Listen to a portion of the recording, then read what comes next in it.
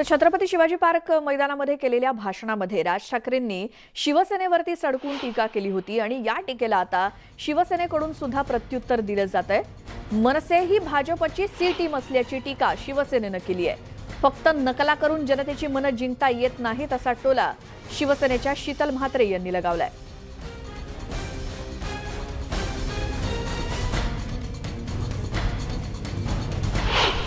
भाजपची आप ही टीम बी आहे असं म्हटलं जातं, परंतु आज संपूर्ण महाराष्ट्राने बघितलं की भाजपची टीम सी असलेले नकलाकार, प्रसिद्ध नकलाकार आणि सुपारीबाज अशा मनसेच्या अध्यक्षांची आज आपण भाषण ऐकलं।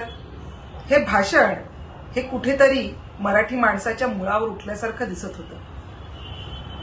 भाजपची सुपारी घेऊन कशा पद्धतीने वागावं हे खरोखर या अध्यक्षांना कळलं पाहिजे। ईडीच्या नोटिसाबद्दल बोलत होतात। साहेब, आपण विसरलात, जेव्हा आपल्याला ईडीची नोटीस आली होती तेव्हा माननीय उद्धवजी ठाकरे हे आपल्या पाठीशी ठामपणे उभे होते। असा करंटेपणा करू नका।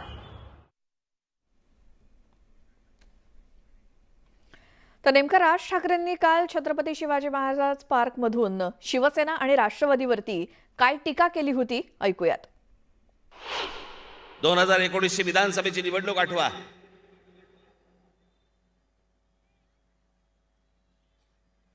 भारतीय जनता पक्ष आणि शिवसेना विरुद्ध कोण? राष्ट्रवादी काँग्रेस आणि काँग्रेस।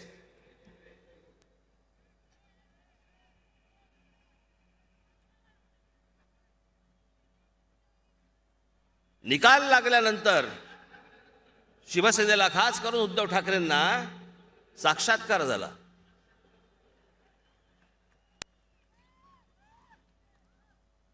की अडीच वर्ष ठरली होती। आमच्याशी तर कधी बोलला नाही तुम्ही। ज्या सभा घेतल्या महाराष्ट्रभर, त्या महाराष्ट्रभरच्या सभांमध्ये कधी तुम्ही बोलला नाहीत। ज्यावेळेला पंतप्रधान नरेंद्र मोदी येऊन ज्यावेळेला इथे भाषण करत होते त्यावेळेला व्यासपीठावरती तुम्ही बसला होतात। त्यावेळेला पंतप्रधान नरेंद्र मोदींनी सांगितलं होतं की जो मुख्यमंत्री बनेल तो भारतीय जनता पक्षाचा बनेल, देवेंद्र फडणवीस बनतील असं त्यावेळेला ते भाषणामध्ये म्हणाले होते। तेव्हा तुम्ही व्यासपीठावरती होतात, काहीही बोलला नाहीत। अमित शहांचं ज्यावेळेला भाषण झाली त्यावेळेला अमित शहा देखील बोलले होते की मुख्यमंत्री भारतीय जनता पक्षाचा होईल, तेव्हाही तुम्ही काही बोलला नाहीत।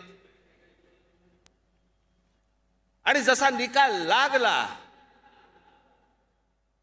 आणि लक्षात आलं की आपल्यामुळे सरकार अडतंय, त्यावेळेला टूम काढली। त्या 2.5 वर्षाचं काय झालं? कोणती 2.5 वर्ष? कुठची 2.5 वर्ष? कोणाशी बोलला होतात? अमित शहांशी मी एकांतात बोललो होतो म्हणे। एकांतात? बाहेर का नाही बोललात?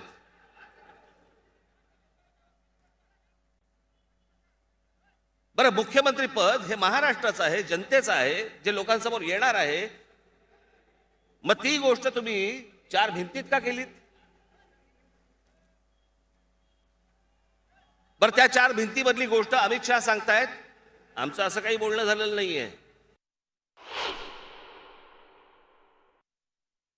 मग एक आवाज आला, ये शादी नहीं हो सकती। फिसकटलं तिच्या आईला। दोघे हिरमुसून घरी। हे सगळं चालू असताना शेजारच्या गॅलरी बंद कोणतरी साला डोळा मारतोय। यांचं काहीतरी वेगळंच अजून सुरू। मला घ्या ना कडेवर। मला कळत नाही या महाराष्ट्रामधलं 3 नंबरचा, 1 नंबरचा पक्ष भारतीय जनता पक्ष, 2 नंबरचा पक्ष शिवसेना, 3 नंबरचा पक्ष राष्ट्रवादी काँग्रेस आणि 3 नंबरचा पक्ष 1 नंबरला आणि 2 नंबरला फिरवतोय।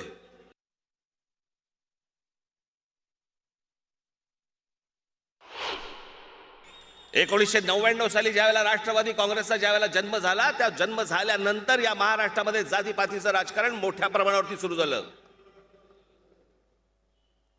याच्या आधी जात नव्हती का? होती, पण त्याच्या अगोदर जात ही जातीचा अभिमान होता। पण 1999 साली ज्यावेळेला राष्ट्रवादी काँग्रेसचा जन्म झाला त्याच्यानंतर दुसऱ्या जातीबद्दल द्वेष निर्माण करायला लावला यांनी, की तो त्या जातीचा, हा या जातीचा, आणि ती फूट पाडत पाडत पाडत पाडत मग कधी मराठा आरक्षणाचा आमिष दाखवायचं, मग अजून काहीतरी कोणतरी इथे बाबासाहेब पुरंदरे त्यांचा फोटो आहे, सॉफ्ट टार्गेट. वाचायचा नाही, इतिहास नाही वाचायचा आहे आम्हाला. लिहिलाय कोणी? पुरंदरे ब्राह्मण, अच्छा अच्छा अच्छा अच्छा, म्हणजे ह्यांनी चुकीचं लिहिलेलं असणार. आम्ही इतिहास वाचतच नाही आहोत.